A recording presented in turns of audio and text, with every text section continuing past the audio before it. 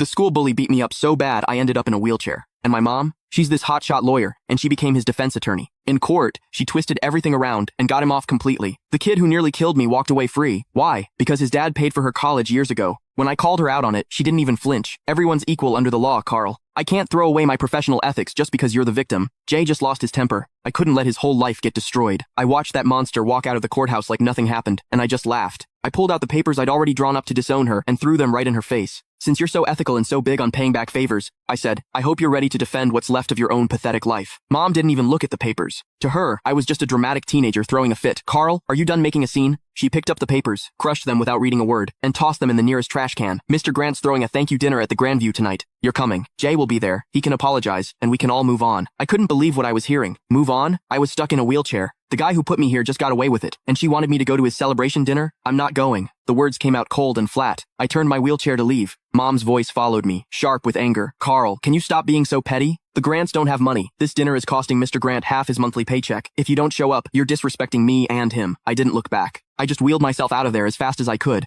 getting away from that suffocating courthouse. Outside, the bright sun made me dizzy. Dad's car was parked at the curb. He saw me and rushed over, looking nervous and worried. Carl, what happened? Did they convict him? Looking at this man, who's been a doormat his whole life, I felt completely helpless. He got off. Not guilty. Dad just stood there with his mouth hanging open. How could? Your mom said it was just a formality. She said she'd get Jay a suspended sentence at most. How did he get acquitted? I laughed bitterly. Dad, your wife is a star lawyer. When she wants someone to walk, they walk. Even if that person broke her own son's leg. Dad wrung his hands, clearly stressed. But she must have her reasons. That Mr. Grant guy really did help her. Stop. I cut him off. Take me to the hospital. I'm not going home. Dad hesitated, glancing back at the courthouse. Well, your mom just texted. She says we need to go straight to the Grandview. She said if we don't show, she'll cancel my credit card. I looked at him, 50 years old, and he lives like a dog. Mom controls every penny. He doesn't even dare talk back to her. Then you go. I pulled out my phone and called a wheelchair-accessible Uber. I'll get there myself. Carl, don't do this. Dad reached for me, but I pushed his hand away. Dad, if you still think of me as your son, don't go to that dinner. If you go, don't bother visiting me again. The car showed up. The driver helped me in. Through the window, I saw Dad standing on the sidewalk, torn. Finally, he sighed, turned around, and got in his car. He drove toward the Grandview.